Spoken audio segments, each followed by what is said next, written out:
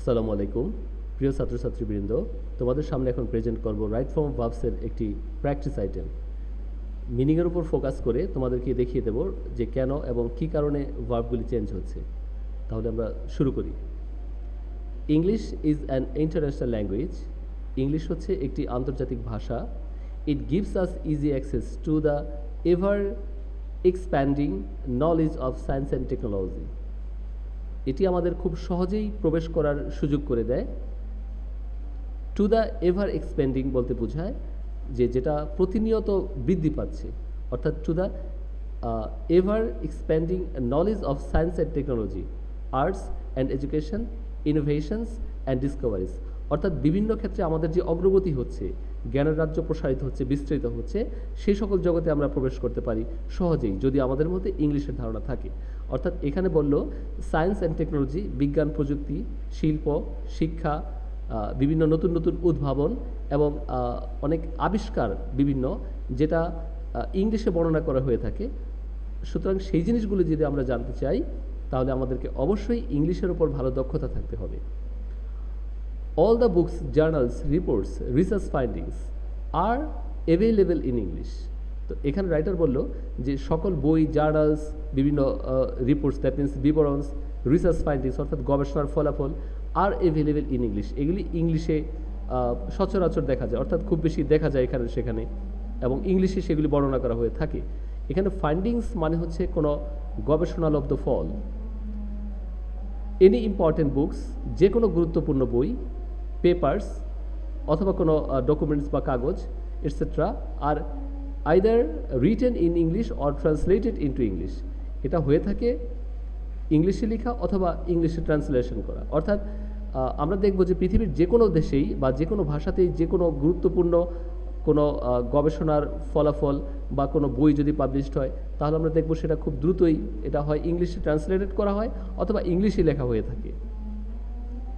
We can read and earn knowledge from them immediately, এবং আমরা সেগুলি পড়তে পারি এবং জ্ঞান অর্জন করতে পারি ফ্রম দেম, সেইগুলি থেকে, ইমিডিয়েটলি আফটার, সাথে সাথে, ইমিডিয়েটলি আফটার বলতে বোঝায় সাথে সাথেই, দে হ্যাভ বিন পাবলিশড, অর্থাৎ যেই জিনিসগুলি ইংলিশে লেখা হয়ে থাকে অথবা অন্য ভাষায় লেখা হয়ে থাকে, ইংলিশে ট্রান্সলেটেড করা হয়, সেগুলি আমরা খুব সহজেই পেতে পারি এবং আমরা পড়তে পারি সেইগুলি, কারণ আমরা ইংলিশ জানি। অর্থাৎ ইংলিশ জানলেই কেবল সেটা সম্ভব। আদারওয়াইজ একটি বই যদি লেখা হয়ে থাকে রাশিয়ান ভাষাতে অথবা জার্মান ভাষাতে, তো সেটি আমরা পড়তে পারতাম না। এবং সেটা কী কারণে পড়তে পারি? কারণ আমাদের মধ্যে ইংলিশের জ্ঞান রয়েছে, দক্ষতা রয়েছে। তো এখানে হ্যাভ বিন হলো, তার কারণ হচ্ছে পাবলিশড করা, অর্থাৎ এই জিনিসগুলি তো নিজেরা পাবলিশড হবে না, এগুলিকে পাবলিশড করা হবে। সে কারণে আমরা এটা প্যাসিভ করব এবং সেটা প্রেজেন্ট পারফেক্ট টেন্স হচ্ছে এটার জন্য প্রযোজ্য। ইউ ইজিলি, এখানে একটি বিষয় সেটা হচ্ছে যে প্রথমে দেওয়া রয়েছে অ্যাডভার্ব, তারপরে রয়েছে ভার্বটি। তো আমরা যখন লিখব তখন এটিকে একটু ঠিক করে লিখব, অর্থাৎ একটু ওয়েল ম্যাচড করে লিখব। তাহলে you can easily learn about them, অর্থাৎ তুমি সহজেই তাদের সম্পর্কে জানতে পারো।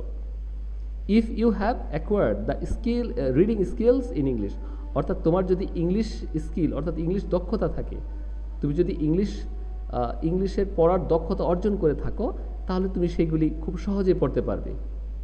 If any one wants to go to any foreign country, যদি কেউ বিদেশে যেতে চায়, কোনো বিদেশে যেতে চায়, হি মাস্ট নো ইংলিশ, অথবা এখানে যদি সুর দাও তাহলে হয় যে তাকে অবশ্যই ইংলিশ জানতে হতে হবে অথবা তার ইংলিশ জানা উচিত। Many international meetings and seminars are held in English, এটি প্যাসিভ হবে এবং প্রেজেন্ট ইনডিফিনিট টেন্স হবে। সে কারণে আমরা সাবজেক্ট হচ্ছে সাবজেক্ট ধরবো, এই টোটাল পুরোটাকে এটা সাবজেক্ট ধরবো, এই ফ্রেজটি পুরোটাই সাবজেক্ট এটা, এবং যেহেতু প্লুরাল সে কারণে এখানে ভার হবে আর ভার্বের পাস্ট পারসন ফর্ম হচ্ছে হোল্ডের হেল্ড, তাহলে এখানে হবে আর হেল্ড ইন ইংলিশ, অর্থাৎ ইংলিশে অনেক আন্তর্জাতিক মিটিংস এবং সেমিনার অনুষ্ঠিত হয়ে থাকে। প্রফিসিয়েন্সি অফ ইংলিশ, ইংলিশের দক্ষতা,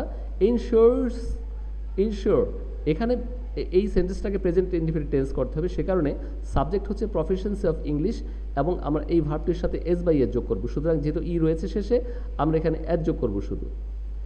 ইনশিওরস good jobs and better salaries, সুতরাং আমাদের যদি ইংলিশের দক্ষতা থাকে, অর্থাৎ ইংলিশের দক্ষতা আমাদের ভালো চাকরি এবং ভালো বেতন নিশ্চিত করে। স্পেশালিস্ট সে, বিশেষজ্ঞরা বলেন, লার্ন ইংলিশ, ইংলিশ শিখো, lest you should miss the opportunity of getting good jobs.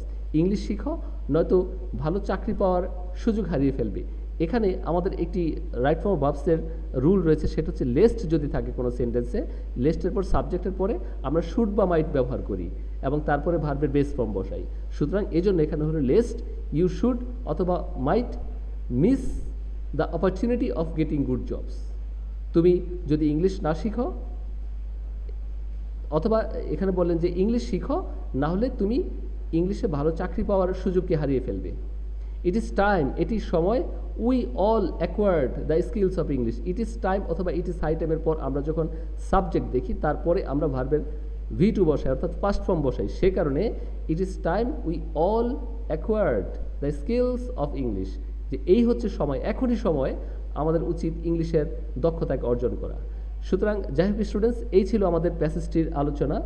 তোমাদের এখানে যদি আরও কোনো ওয়ার্ড থেকে থাকে তাহলে তোমরা যদি কঠিন মনে হয়ে থাকে তাহলে অবশ্যই তোমরা সেটাকে ডিকশনারিতে দেখতে পারো। আর যদি কয়েকবার শোনো তাহলে আশা করি তোমাদের এই ওয়ার্ড নিয়ে যে সমস্যাগুলি সেগুলি থাকবে না। তারপর যদি কোনো প্রবলেম হয়ে থাকে তাহলে তোমরা আমার সাথে কমেন্ট বক্সে কথা বলতে পারো। তোমরা কমেন্ট করে রেখো, আমি চেষ্টা করবো সেগুলিকে উত্তর দিয়ে দেওয়ার।